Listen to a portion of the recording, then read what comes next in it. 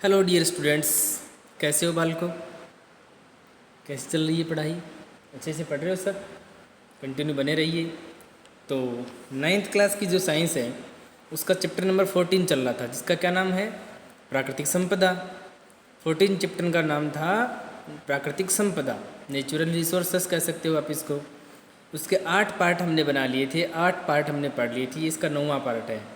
तो chapter number 14 part number 9, जिसका नाम प्राकृतिक संपदा। तो बच्चों कुछ याद है आपके कि लास्ट वीडियो में हमने क्या पढ़ा था लास्ट में? ताकि लास्ट का कुछ पता हो, लास्ट पार्ट का, तो फिर उससे आगे ही पढ़ा जाए। आज लास्ट पार्ट में हमने क्या पढ़ा था? मिट्टी निर्माण।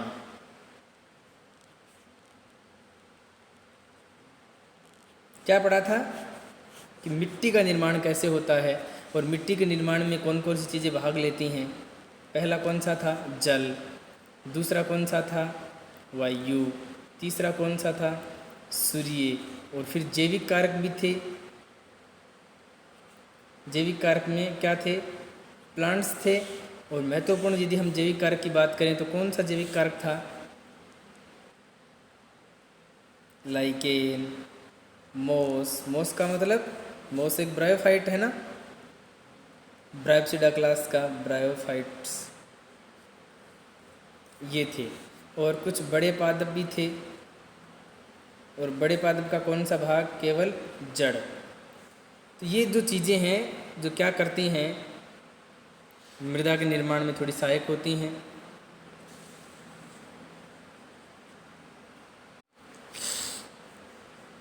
तो लास्ट पार्ट में हमने ये पढ़ा था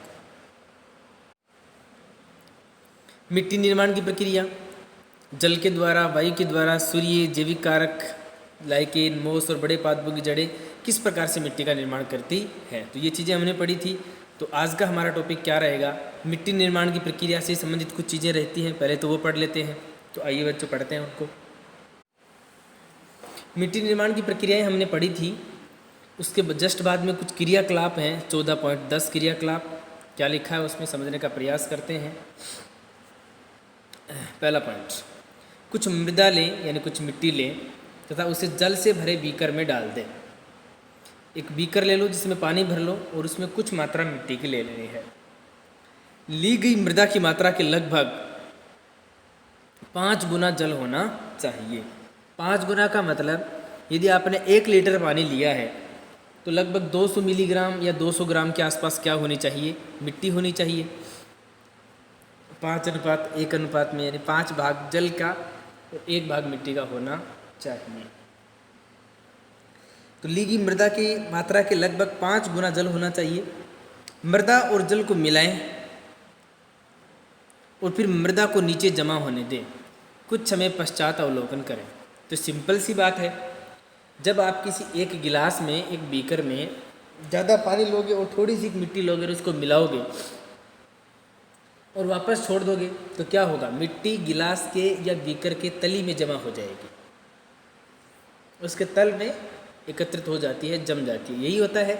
ऐसे तो बहुत सारी चीज़ें आपने देखी हैं। यदि किसी गिलास में पानी है और मिट्टी है तो मिट्टी थोड़ी देर बाद में नीचे जमा हो जाती है, जम जाती है। और फिर उसके बाद में उसका अवलोकन करना है, देखना है उसे अच्छे से और कुछ चीज़ें बतानी है। क्या बीकर के तल में मृदा समांगी है या परतों में विभाजित है? क्या बीकर के तल में मृदा समांगी है या परतों में विभाजित है? समांगी और विसमांगी का क्या मतलब है? थोड़ा सा मैं आपको बता दूं, बच्चों सुनना। समांगी जो शब्द है इसका मतलब यह है कि यदि आपने किसी विलयन में 2-3 चीज़ें मिला रखी हैं, मिलाने के पश्चात में यदि आप उनको वापस अलग अलग नहीं कर सकते तो ऐसे विलयन को समांगी विलयन कहते हैं या समांगी मिश्रण कहते हैं। और वापस अलग अलग कर लोगे उसे विसमांगी कहते हैं। ठीक है। जैसे यदि आपने 1 गिलास पानी में कुछ दूध मिला दिया तो क्या दूध को पानी से वापस अलग कर सकते हो? नहीं, ये समांगी विलयन है। और 1 गिलास पानी में कुछ कंकड़ पत्थर आपने डाल दिए तो क्या उनको अलग कर सकते हो? हाँ बिल्कुल, उन्हें छान कर या कई विधियों से अलग कर सकते हैं। तो ऐसे विलयन को या मिश्रण को विसमांगी मिश्रण कहते हैं। अलग अलग नहीं कर सकते वो समांगी। तो बताइए, क्या ये बीकर के तल में जो मृदा है वो समांगी है? बिल्कुल नहीं, ये विसमांगी है, क्योंकि मिट्टी को आप वापस अलग अलग कर सकते हो और किया जा सकता है। दूसरी पॉइंट, अगर परतों का निर्माण हुआ है तो किस प्रकार, तो एक परत दूसरे से भिन्न है या एक जैसी है?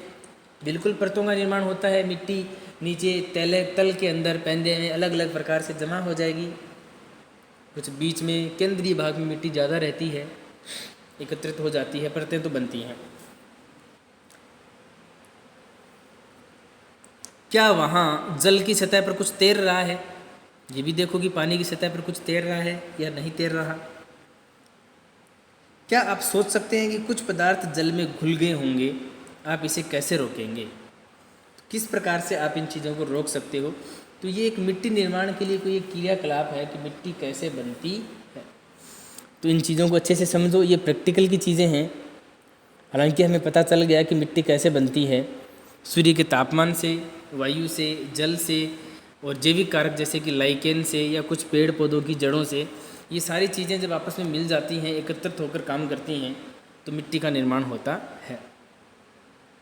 ये क्रियाकलाप से भी हमें यही बताने का प्रयास किया जा रहा है कि मिट्टी किस प्रकार से बनती है।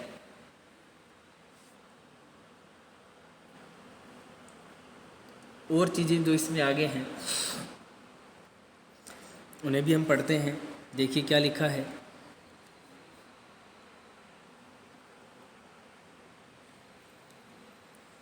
जैसा कि आपने देखा है, मृदा एक मिश्रण है। मिश्रण में कम से कम दो चीज़ें होती हैं। अकेला कोई चीज़ है वो मिश्रण नहीं बना सकता। इसमें विभिन्न आकार के छोटे छोटे टुकड़े मिले होते हैं। मिट्टी में क्या होते हैं? मिश्रण है। मिश्रण तो कई चीज़ों का हो सकता है, उसमें पानी है, कंकड़ है, पत्थर है, खनिज हैं, इसे मिश्रण कहेंगे। इसमें विभिन्न आकार के छोटे छोटे टुकड़े मिले होते हैं। इसमें सड़े गले जीवों के टुकड़े भी मिले होते हैं। तो मिट्टी में तो हर प्रकार की चीज़ें आपको मिलती हैं। कुछ छोटे छोटे टुकड़े कई प्रकार के, विभिन्न आकार के, कुछ सड़े गले जीवों के टुकड़े भी आपको मिलते हैं। इसलिए मिट्टी एक क्या है? मिश्रण है। तो मिट्टी में क्या क्या चीज़ें होती हैं? मिट्टी में छोटे मोटे टुकड़े भी होते हैं, मिट्टी में सड़े गले पदार्थ भी होते हैं जिन्हें ह्यूमस कहा जाता है। ह्यूमस। तो मृदा में जो पोषक तत्व हैं उसे ही क्या कहते हैं? ह्यूमस कहते हैं। इसके अतिरिक्त मिट्टी में विभिन्न प्रकार के सूक्ष्म जीव भी मिले होते हैं। कई प्रकार के जीव भी होते हैं, सूक्ष्म जीव भी मिट्टी में मिले होते हैं। मृदा के प्रकार का निर्णय उसमें पाए जाने वाले कणों के औसत आकार द्वारा निर्धारित किया जाता है। मृदा के प्रकार का निर्णय उसमें पाए जाने वाले कणों के औसत आकार द्वारा निर्धारित किया जाता है। कौन सी मृदा किस प्रकार की है? मृदा कई प्रकार की होती है ना, जैसे कि दोमट मिट्टी, बालू मिट्टी, काली मिट्टी, चिकनी मिट्टी। तो ये आप कैसे कह सकते हो कि कोई मिट्टी बालू है, कोई चिकनी है, कोई दोमट है? तो ये मिट्टी में जो कण होते हैं उन कणों का आकार कैसा है? वो छोटा है, बड़ा है, आपस में जुड़े हुए हैं, उनके बीच में दूरी है, या वो बहुत ज़्यादा पास में हैं? इन्हीं चीज़ों के आधार पर हम ये कह सकते हैं कि वो मिट्टी किस प्रकार की बनी हुई है। मृदा के गुण को उसमें उपस्थित ह्यूमस की मात्रा और पाए जाने वाले सूक्ष्म जीवों के आधार पर किया जाता है।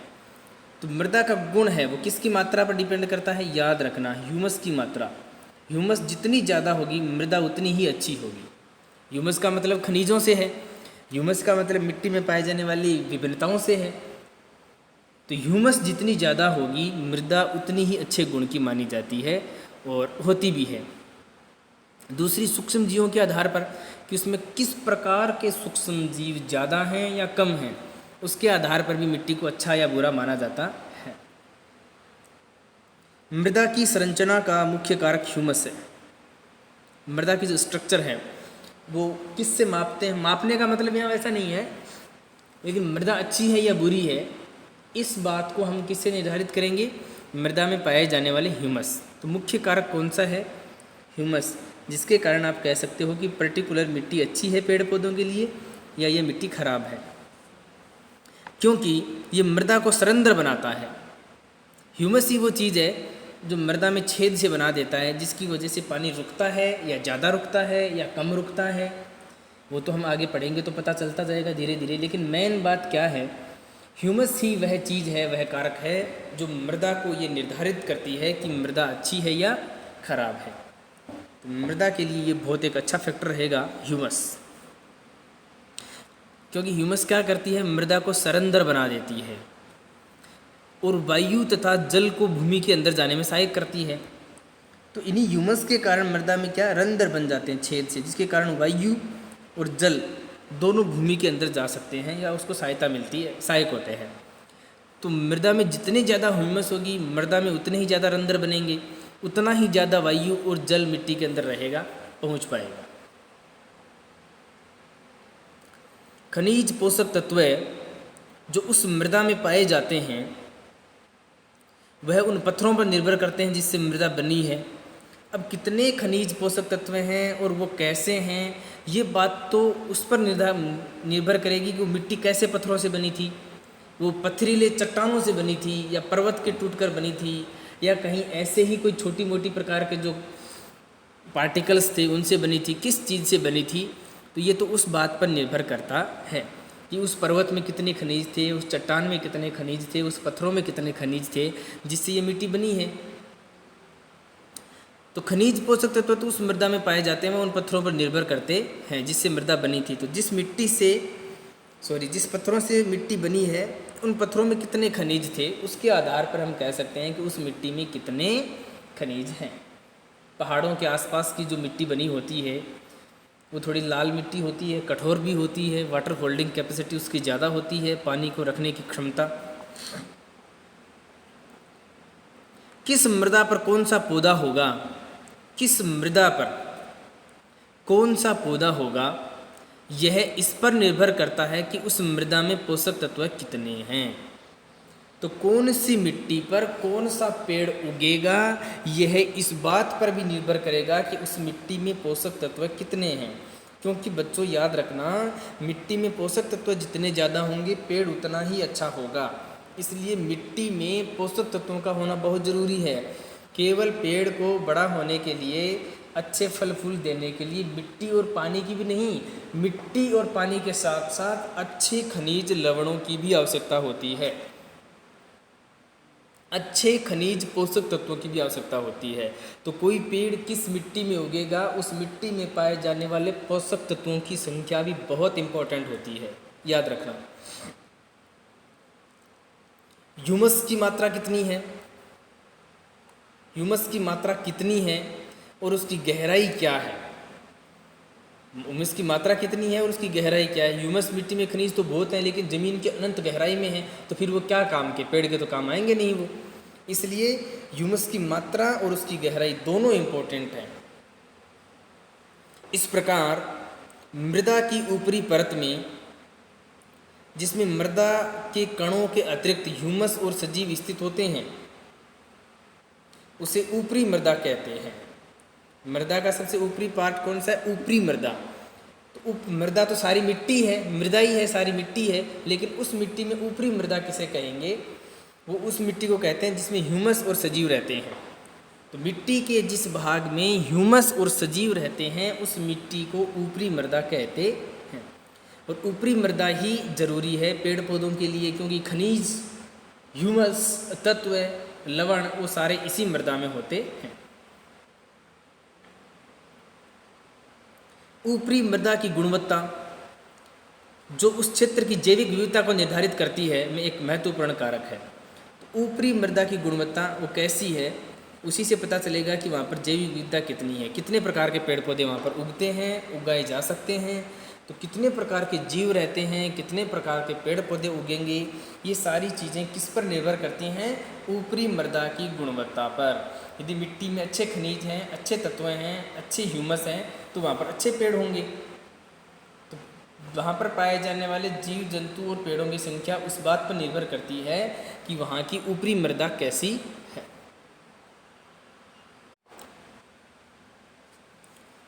उससे आगे देखते हैं आधुनिक खेती में। आधुनिक का मतलब मॉडर्न एग्रीकल्चर। वर्तमान में जो लोग खेती कर रहे हैं उसको आधुनिक खेती कहते हैं। आधुनिक खेती में पीड़कनाशकों, उर्वरकों का बहुत बड़ी मात्रा में प्रयोग हो रहा है। पीड़कनाशी कहते हैं पेस्टिसाइड को, यानी हम ऐसी दवाइयाँ डालते हैं जिससे कि कुछ चीज़ें, कुछ खरपतवार नष्ट हो जाए, उसे पीड़कनाशी कहते हैं। या कुछ सूक्ष्म जानवर जो पेड़ पौधों को नुकसान पहुंचाते हैं, हम उन्हें स्प्रे करके नष्ट कर देते हैं, उसी स्प्रे को क्या कहते हैं? पीड़कनाशी। और उर्वरकों का बहुत बड़ी मात्रा में प्रयोग हो रहा है। उर्वरक जैसे खाद, जैसे कि यूरिया है, NPK है, हम ऐसी खाद डालते रहते हैं मिट्टी में, पेड़ पौधों को पीड़कनाशियों का छिड़काव करते रहते हैं। उससे क्या होता है? बड़ी मात्रा में उपयोग करते हैं। लंबे समय तक इन पदार्थों का उपयोग करने से, यानी कई सालों तक यदि आप मिट्टी में पीड़कनाशी का छिड़काव कर रहे हैं, उर्वरकों का छिड़काव कर रहे हैं, यूरिया डाल रहे हैं, DAP डाल रहे हैं, खाद डाल रहे हैं, जो खेत मार्केट से लाई गई उस खाद की बात कर रहा हूँ, तो लंबे समय तक आप इन पदार्थों का उपयोग करने से मृदा के सूक्ष्म जीव मृत हो जाते हैं। मिट्टी में जो सूक्ष्म जीव पाए जाते हैं, जो छोटे छोटे जीव होते हैं मिट्टी के अंदर, जो अच्छे तरीके से बेचारे रहते हैं, जो मिट्टी की उर्वरक क्षमता को बढ़ाते हैं, वो जीव नष्ट हो जाते हैं, वो मृत हो जाते हैं, वो डेड हो जाते हैं। तो हमने पीड़कनाशी और उर्वरकों का छिड़काव करके फसल तो अच्छी प्राप्त कर ली, लेकिन मिट्टी में जो प्राकृतिक रूप से सूक्ष्म जीव थे, जो फसल को अच्छा करते हैं, जो फसल के लिए लाभदायक हैं, उनको हम मार देते हैं। तो कहीं ना कहीं हमारा नुकसान ही है। और मृदा की संरचना को नष्ट कर सकते हैं, जो कि मृदा के पोषक तत्वों का पुनर्चक्रण करते हैं। तो मृदा में जो पोषक तत्व होते हैं उसको मृदा में, मिट्टी में बनाए रखने का काम ये सूक्ष्म जीव ही करते हैं। जब आप जहर का छिड़काव करोगे, पेस्टिसाइड का छिड़काव करोगे, स्प्रे का छिड़काव करते हैं, DAP का छिड़काव करते हैं, NPK का छिड़काव करते हैं या यूरिया का छिड़काव करते हैं, तो जो सूक्ष्म जीव प्रकृति में अपने आप रहते हैं मिट्टी के अंदर, वो नष्ट हो जाते हैं। हालांकि फसल हमारी अच्छी हो जाती है, लेकिन कई सालों तक ऐसा करने से मिट्टी के सारे सूक्ष्म जीव क्या हो जाते हैं?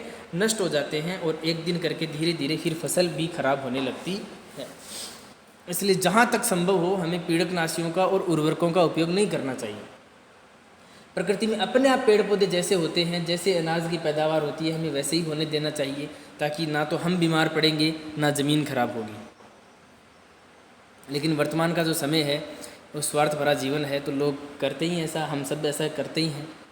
खैर देखो जैसे भी है, तो यदि वो नष्ट हो जाएंगे तो मृदा का पुनर्चक्रण क्या हो जाएगा? खराब हो जाएगा। यानी मिट्टी में जो खनिज तत्व पेड़ पौधे काम में लेते थे, वो वापस मिट्टी में नहीं जा सकते यदि आपने ऐसे खरपतवारों का या पीड़कनाशियों का उपयोग करना शुरू कर दिया। तो ह्यूमस बनाने में सहायक भूमि में, ह्यूमस बनाने में सहायक भूमि में स्थित केंचुए को भी समाप्त कर सकते हैं। केंचुए को भी ये नष्ट कर देंगे। यदि आप ना पीड़कनाशी का, यूरिया का, इनका छिड़काव करोगे, स्प्रे का, तो मिट्टी में जो केंचुए हैं वो भी क्या हो जाएंगे? मर जाते हैं। और केंचुआ आपको पता है एकमात्र ऐसा प्राणी है जिसे किसान का मित्र कहा जाता है। जब हमने जंतुओं का वर्गीकरण पढ़ा था, कुछ याद है आपको? नॉन कोऑर्डिनेट पढ़े थे हमने, एकशेरुक जंतु, उसमें एक वर्ग था एनिलिडा, और एनिलिडा का एक एग्जाम्पल था क्या? केंचुआ। और केंचुए को किसान का मित्र कहते हैं क्योंकि केंचुआ है वो सड़े गले पदार्थों से खाद बनाने का काम करता है। केंचुए की जो खाद होती है वो वर्मी कंपोस्ट होती है। तो केंचुआ तो बहुत फ़ायदेमंद चीज़ है हमारे लिए, किसान के लिए, इसलिए उसको किसान का मित्र कहते हैं। लेकिन जब हम ऐसी छिड़काव करेंगे ऐसी चीज़ों का, तो फिर केंचुआ भी क्या हो जाएगा? नष्ट हो जाएगा। तो फिर मिट्टी की पैदावार एक समय आएगा तब घटेगी। अगर संपोषणीय खेती नहीं की जाए तो उपजाऊ मृदा जल्द बंजर भूमि में बदल सकती है, परिवर्तित हो सकती है। जो आपकी उपजाऊ मिट्टी है वो बहुत जल्दी बंजर भूमि में बदल जाएगी। क्यों? क्योंकि मिट्टी में जो अपने आप पोषक तत्व थे, अपने आप से जो खनिज तत्व थे, वो रहे ही नहीं। वो केंचुआ भी नहीं रहा, वो सूक्ष्म जीव भी नहीं रहे जो अपने आप हैं वो मिट्टी की उर्वरक क्षमता बढ़ाते थे, जो फसलों को अच्छा करते थे। तो हमने एक दो नुकसान पहुंचाने वाले जंतुओं को मारने के चक्कर में उन अच्छे जंतुओं को भी मार दिया जो हमारे लिए फ़ायदेमंद थे। तो ऐसा करने से हो सकता है 5 साल, 10 साल, 15 साल आपकी फ़सल अच्छी हो जाए, लेकिन उसके बाद में आपकी फ़सल अच्छी नहीं होगी। क्यों नहीं होगी? क्योंकि मिट्टी में प्राकृतिक खनिज तत्व खत्म हो जाएंगे, मिट्टी में प्राकृतिक सूक्ष्म जीव खत्म हो जाएंगे, केंचुए खत्म हो जाएंगे। तो फिर मिट्टी की जो प्राकृतिक उर्वरक क्षमता है वो क्या हो जाएगी? नष्ट हो जाएगी। उपयोगी घटकों का मृदा से हटना और दूसरे हानिकारक पदार्थों का मृदा में मिलना, तो उपयोगी जो काम की चीज़ें थी वो तो हट जाती हैं और दूसरे हानिकारक पदार्थ मिट्टी में मिल जाते हैं जो कि मृदा को उर्वरता को प्रभावित करते हैं। ऐसा करने से जो उपयोगी पदार्थ हैं वो मिट्टी से हटेंगे और हानिकारक पदार्थ मिट्टी में मिलेंगे, जिससे मिट्टी की उर्वरता प्रभावित हो जाती है या वे मिट्टी की उर्वरता को प्रभावित करते हैं, उसमें स्थित जैविक विविधता को नष्ट कर देते हैं। इसे भूमि प्रदूषण कहते हैं। तो एक और पोल्यूशन हमारे सामने आ गया, सोइल पोल्यूशन, भूमि प्रदूषण। बहुत इम्पोर्टेंट शब्द है। तो मिट्टी के अंदर खनिज तत्व व सूक्ष्म जीवों की कमी होकर और हानिकारक पदार्थों की वृद्धि होना मृदा प्रदूषण कहलाता है। यानी मिट्टी का जो प्राकृतिक लेवल है, मिट्टी की जो अपने आप की जो क्षमता है, जो प्रकृति में मिट्टी अपने आप बनी थी, उसमें सूक्ष्म जीव भी होते हैं, उसमें खनिज तत्व भी होते हैं, उसमें केंचुआ भी होता है। ये मिट्टी की स्वाभाविक प्रकृति है, मिट्टी में यही होना चाहिए और होता भी है। तो ऐसी मिट्टी में इन चीज़ों का कम हो जाना और हानिकारक चीज़ों का मिल जाना, इसे ही मृदा प्रदूषण कहते हैं। तो बहुत अच्छे से आप इस टॉपिक को याद करेंगे कि मृदा प्रदूषण किसे कहते हैं। तो क्या परिभाषा लिखोगे बच्चों? मृदा के सामान्य संगठन में हुआ अवांछनीय परिवर्तन मृदा प्रदूषण कहलाता है। यानी मिट्टी जो प्राकृतिक रूप से बनी थी उसमें हानिकारक पदार्थों का मिलना मृदा प्रदूषण कहलाता है। लिख लोगे अच्छे से? मृदा जिसे हम आज एक स्थान पर देखते हैं वह लंबे समय अंतराल के पश्चात निर्मित हुई है। वो ऐसा थोड़ी है कि बहुत जल्दी बन गई, बहुत टाइम लगा था मिट्टी को बनने में। यद्यपि कुछ मृदा को एक स्थान पर निर्मित करने वाले कुछ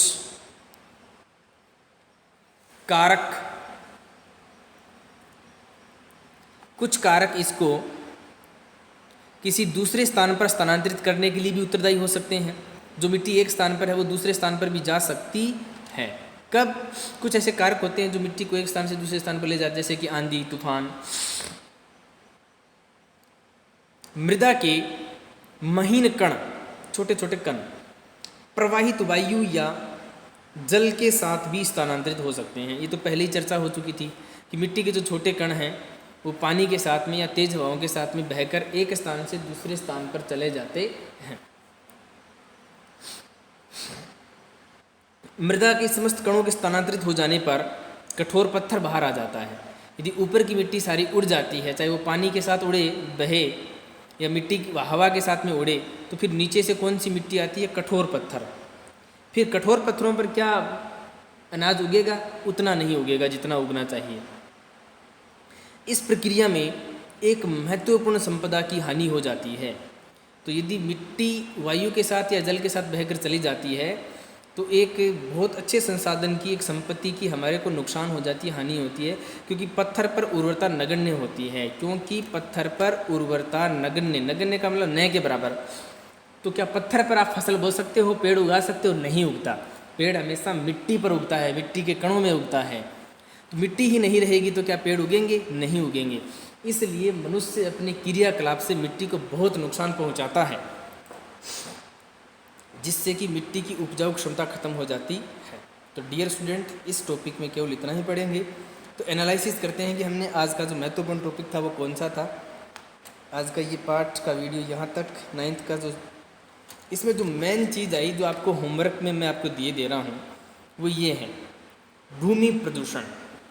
ग्राउंड पोल्यूशन कह दो, चाहे इसको आप सोइल पोल्यूशन कह दो, मृदा प्रदूषण अलग चीज़ होगी। तो इसकी परिभाषा सभी बच्चों को लिखनी है, अच्छे से इसको समझना है। तो कुछ चीज़ों की यदि हम बात करें, जो आज की एक आई थी ऊपरी मृदा, कुछ खनिज, ह्यूमस। तो छोटा सा एनालिसिस करते हैं इस पार्ट का कि इस पार्ट में कौन कौन सी जो मेन चीज़ें थी जो आई थी, जो आपको पढ़नी है। सबसे महत्वपूर्ण चीज़ कौन सी आई थी इस चैप्टर में, यदि हम उसकी बात करें मिट्टी से रिलेटेड, तो वो पहला टॉपिक कौन सा था? ह्यूमस। एक, इसे रिवाइज करना है, इसे अच्छे से पढ़ना है, ह्यूमस। दूसरे, यदि हम बात करें ह्यूमस के अलावा खनिज, पोषक तत्व। एक ह्यूमस की बात हमने की, अच्छे से डिटेल में इसको पढ़ना है। दूसरा, खनिज पोषक तत्व के बारे में बहुत डिटेल से पढ़ना है। फिर मिट्टी का तीसरा भाग कौन सा है जो सबसे ऊपर रहता है? ऊपरी मृदा। इसको बहुत ही डिटेल से पढ़ना है, क्योंकि इसकी क्वालिटी पर ही तो डिपेंड करता है सारा का सारा भाग। बंजर भूमि क्या होती है? ऐसी भूमि जहाँ पर पेड़ नहीं उगते, बंजर भूमि की भी हम अच्छे से बात करेंगे। पीड़कनाशी क्या हैं? पीड़कों को नष्ट करने वाले पीड़कनाशी, उर्वरक, केंचुआ, इन चीज़ों पर जो नाम आए थे उनको अच्छे से डिटेल में आपको समझना है, देखना भी है। और जो मेन चीज़ लास्ट में अपनी आई थी वो क्या थी? भूमि प्रदूषण। इसको अच्छे से पढ़ेंगे कि भूमि प्रदूषण क्या है, किसे कहते हैं, क्यों होता है भूमि प्रदूषण। तो डिटेल से आप इसको समझने का प्रयास करना। और मृदा निर्माण पहले, तो ये कुछ टॉपिक्स हैं जिसको आप अच्छे से डिटेल से पढ़ोगे। भूमि प्रदूषण, केंचुआ, उर्वरक, पीड़कनाशी, ह्यूमस के बारे में, खनिज पोषक तत्वों के बारे में, ऊपरी मृदा के बारे में। तो आज का हमारा चैप्टर नंबर 14 का ये कौन सा भाग था? चैप्टर नंबर 14 का 9वां पार्ट था। तो इसको अच्छे से पढ़ेंगे।